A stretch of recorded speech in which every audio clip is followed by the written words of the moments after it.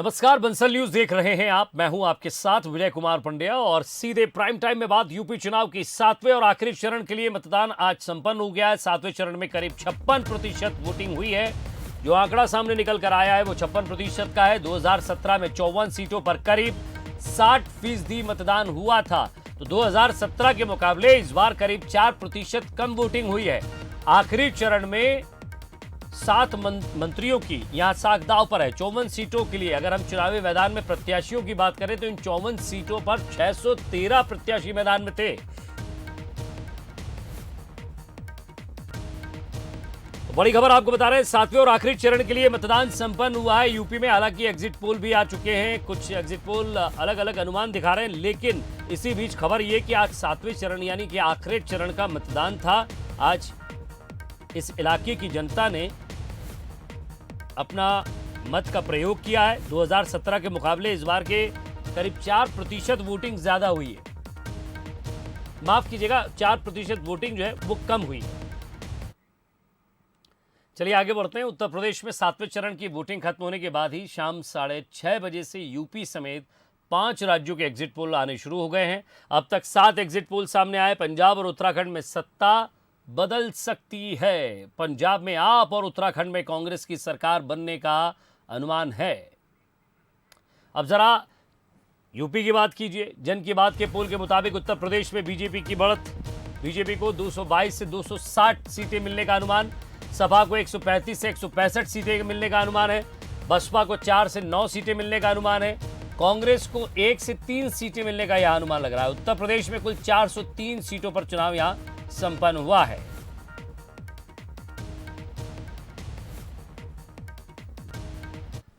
और ज्यादा बातचीत के लिए यूपी से हमारे विशेष संवाददाता आलोक राय हमारे साथ जुड़ गए हैं। आलोक, चुनाव भी संपन्न हो गया है, 4% वोटिंग भी कम हुई, लेकिन उससे बड़ी खबर यह कि एग्जिट पोल भी आ गए। दोनों को मिलाकर आपका रिएक्शन चाहूंगा।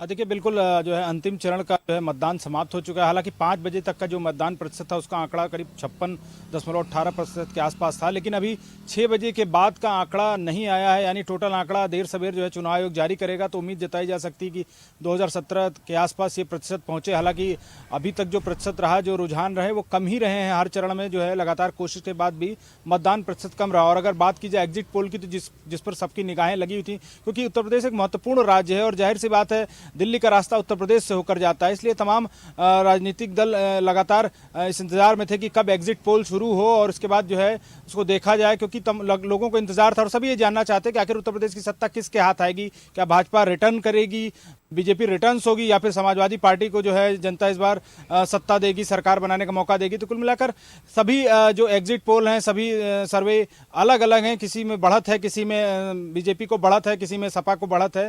बहरहाल लेकिन सबको इंतजार 10 मार्च का रहेगा, क्योंकि सभी ये जानते हैं कि जो है जो भी एग्जिट पोल होता है वो सैंपल साइज उसका जो है बहुत बड़ा नहीं होता है, छोटा होता है। एक छोटे छोटे सैंपल साइज होते हैं, छोटे छोटे लोगों से राय ली जाती है, उनका जाना जाता है, उसके आधार पर ये बनाए जाते हैं। तो इसलिए लोग उस पर बहुत ज़्यादा भरोसा नहीं कर रहे हैं। तो इसलिए सबको 10 मार्च का ही इंतजार है, क्योंकि लोग चाहते हैं कि 10 मार्च जल्दी से तारीख आए। वो इंतजार नहीं करना चाह रहे हैं, क्योंकि सबकी धड़कनें बढ़ी हुई हैं। उत्तर प्रदेश के तमाम मंत्री जो हैं बड़े, वो लगातार दर्शन कर रहे हैं। डिप्टी सीएम दिनेश शर्मा भी दर्शन के लिए राजस्थान गए हुए थे। इसके अलावा जो है ब्रजेश पाठक वहाँ विंध्याचल गए हुए थे। तो ऐसे तमाम मंत्री हैं जो दर्शन पूजन कर रहे हैं और भगवान का आशीर्वाद या माता का आशीर्वाद ले रहे हैं। तो कुल मिलाकर क्योंकि सभी की ये इच्छा है कि भाई उनके पक्ष में जो जनादेश उनके पक्ष में हो, चाहे वो बीजेपी की तरफ से हो, चाहे वो समाजवादी की पार्टी की तरफ से हो। हालांकि अगर बात की जाए तो बसपा की और कांग्रेस की प्रियंका गांधी ने भी जो है एक बड़ी मेहनत की है। उन्होंने होमवर्क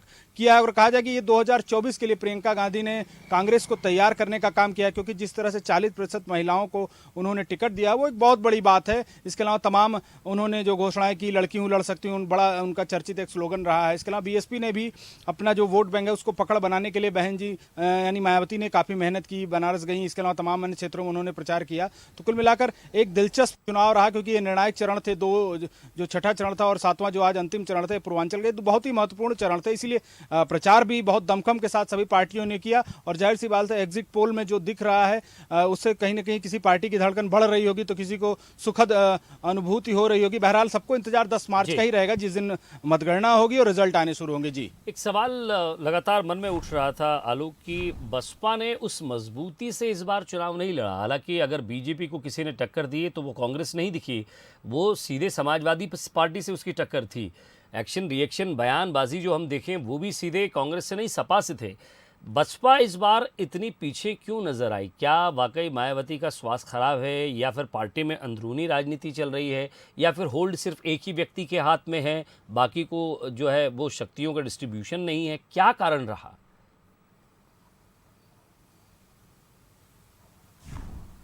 देखिए, अगर बात करें बीएसपी की तो दिन पर दिन बीएसपी जो है लगातार, अगर 10 साल पीछे जाए तो जो बीएसपी की हालत हुआ करती थी 10 साल पहले, वो कहीं ना कहीं उससे बीएसपी एक तरह से कमजोर हुई है, उसका जनाधार भी कम हुआ है।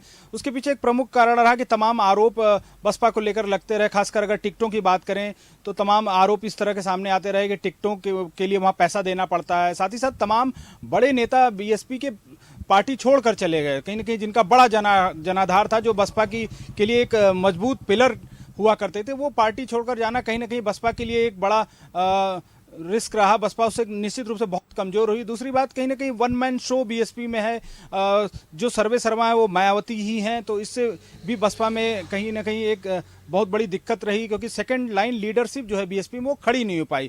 तो ये सब कई कारण रहे और इसीलिए इस बार बीएसपी ने बहुत सारी सीटों पर प्रत्याशी नहीं दिए हैं और कुछ खास सीटों पर ही बीएसपी लड़ी है, जहां पर उसको लगता है कि वो सीटें जीत सकती है या फिर वो लड़ाई में आ सकती है। तो ये स्ट्रेटेजी बीएसपी ने बनाई थी। हालांकि मायावती ने एक बयान भी दिया था, उन्होंने कहा था कि हमारी कोई धन्ना सेठों वाली पार्टी नहीं है, हम जो हमारे कार्यकर्ता हैं वो चंदा देते हैं, उससे हमारी पार्टी चलती है, इसलिए हम देर से प्रचार भी शुरू करेंगे और इसीलिए कम सीटों पर ही बीएसपी लड़ रही थी। जी, शुक्रिया आलोक, इस तमाम बातचीत के लिए नज़र बनाए रखिएगा। लगातार 10 तारीख तक तो आपसे हम अपडेट लेते ही रहेंगे और एक्शन रिएक्शन ज़रूर आपसे होता रहेगा। चलिए, ओवरऑल जरा एक एग्जिट पोल पर बढ़ते हैं। महा एग्जिट पोल के मुताबिक यूपी में बीजेपी की वापसी की उम्मीद है। यूपी में बीजेपी को 222 से 260 सीटें मिलने का अनुमान।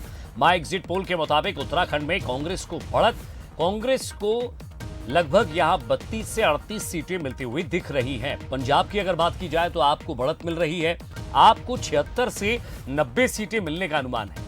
महा एग्जिट पोल में वीटो के मुताबिक गोवा की अगर हम बात करें तो कांग्रेस को यहां बढ़त है, कांग्रेस को 16 सीटें मिलने का अनुमान है, जबकि बीजेपी को 14 सीटें मिल सकती है। यही महा एग्जिट पोल में मणिपुर की तरफ बढ़ते हैं, बीजेपी को बढ़त मिल रही है। डिजाइन बॉक्स और जी न्यूज के मुताबिक बीजेपी को बढ़त है, बीजेपी को 32 से 38 सीटें मिल सकती हैं। कांग्रेस की अगर बात की जाए तो 12 से 17 सीटें यहां हैं और हम अन्य को लेकर चलें तो 5 से 10 सीटें मिलने का अनुमान है।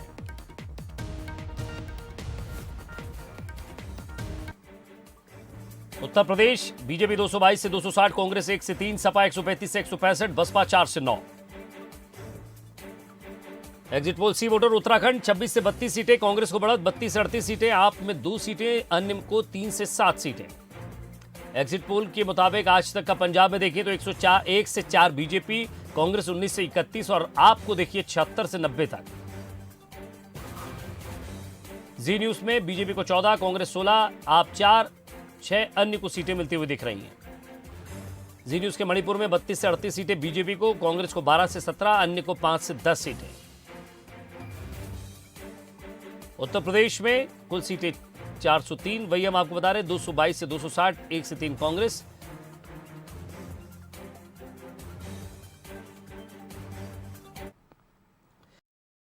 सभी का स्वागत है प्राइम टाइम में। मध्य प्रदेश में विधानसभा कल तक के लिए स्थगित हो गई है। विधानसभा में राज्यपाल के अभिभाषण के बाद बजट सत्र की शुरुआत हुई, जिसमें राज्यपाल मंगू भाई पटेल ने कहा कि कोरोना काल में प्रदेश सरकार ने बेहतर काम किया है। इस दौरान सरकार ने जनता को फ्री वैक्सीन देकर सुरक्षा की गारंटी दी है। आदिवासियों के लिए आपका राशन आपके घर जैसी अविरल योजना शुरू की। ओबीसी आरक्षण पर सरकार कोर्ट में मजबूती से पक्ष रखती रही है और 27% आरक्षण के साथ पंचायत चुनाव कराने का अध्यादेश पारित किया। राज्यपाल ने कहा कि कोरोना से बचाने के लिए प्रदेश में 11 करोड़ 49 लाख डोज लगाए जा चुके हैं। संक्रमण पर जल्द काबू पाने के लिए प्रदेश में टीकाकरण अभियान सुचारू रूप से चलाया जा रहा है। वहीं लाडली लक्ष्मी योजना ने प्रदेश में जनमानस को बदल दिया है। अब इस योजना का दूसरा चरण भी शुरू किया जाएगा। राज्यपाल का अभिभाषण हुआ, किस तरीके से देखते हैं सर? राज्यपाल का अभिभाषण हुआ किस तरीके से? 22 दफे प्रधानमंत्री मोदी जी का नाम लिया, 42 पेजों में से। हाँ, तो ये प्रदेश की जनता को, सरल स्वभाव वाली जनता को गुमराह करने का, बहकाने का भाषण है। कोरोना काल में बेहतर प्रबंधन किया सरकार ने। कोरोना काल में सच्चाई दबानी है तो दबा ले, पर सच्चाई आम जनता के सामने है। जीतू पटवारी ने ट्वीट करके बहिष्कार तो मैंने कह दिया ना सदन में। तो बिल्कुल साफ तौर पर कहना है कि जिस तरीके से सरकार का जो राज्यपाल का अभिभाषण रहा उसमें खासतौर से सिर्फ प्रधानमंत्री का नाम ही लिया गया है और कोरोना काल में भी सरकार बिल्कुल विफल रही है। भारत बुंदेला के साथ सूरज शर्मा, बंसल न्यूज, भोपाल। और सोमवार को एमपी विधानसभा में कमलनाथ को वही सिचुएशन का सामना करना पड़ा जो हाल ही में सीएम शिवराज के खिलाफ धरना दे रहे दिग्विजय को लेकर हुआ था। दरअसल उस वक्त भी कमलनाथ को धरने की जानकारी नहीं थी और सोमवार को भी जीतू पटवारी ने जो कुछ किया उसका उन्हें पता नहीं था। हालांकि उन्होंने राजनीतिक परिपक्वता का परिचय देते हुए पटवारी के कदम को गलत बताया है, लेकिन सवाल तो उठता ही है कि आखिर कांग्रेस में ये सब क्या चल रहा है। बजट सत्र के पहले ही दिन कंफ्यूजन, कमलनाथ के सामने फिर वही सिचुएशन, कांग्रेस में अपनी डपली अपना राग, पार्टी लाइन से बाहर हो रहे काज। ये दो तस्वीरें कांग्रेस में कंफ्यूजन को बताने के लिए काफी मुफीद हैं।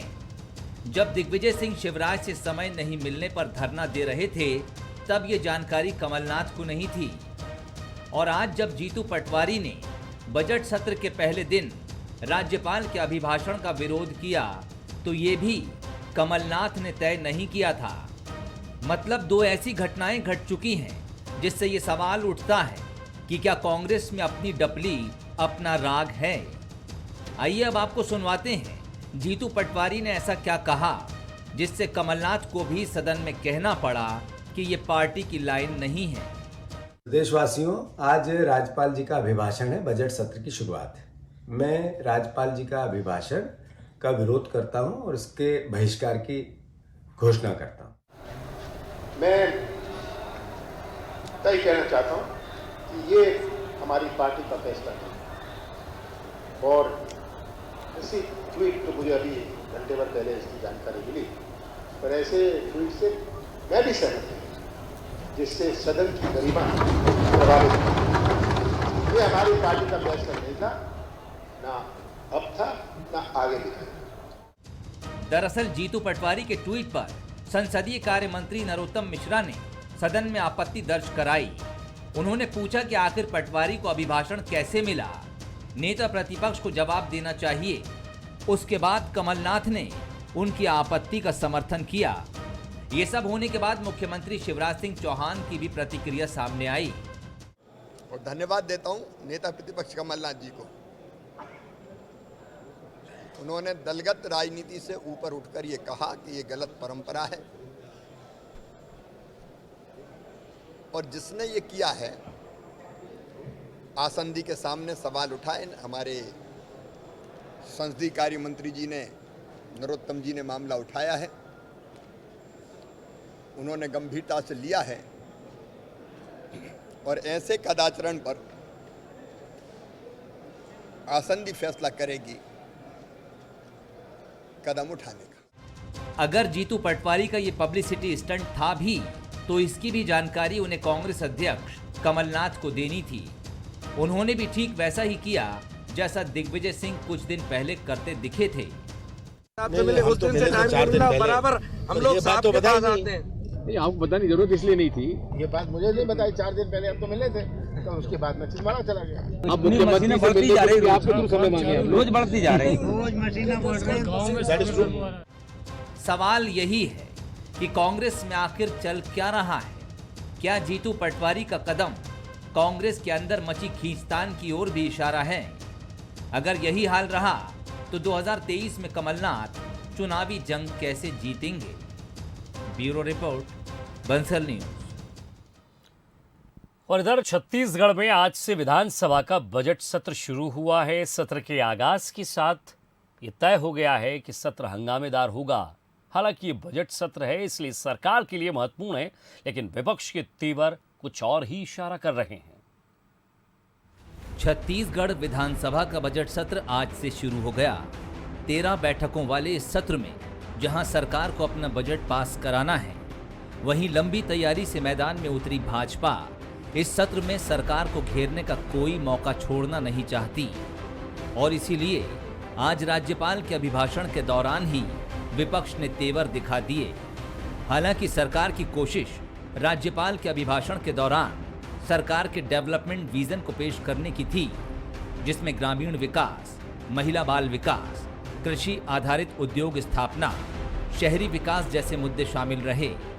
लेकिन विपक्ष को राज्यपाल के अभिभाषण में कई खामियां नजर आईं तो वॉकआउट कर दिया।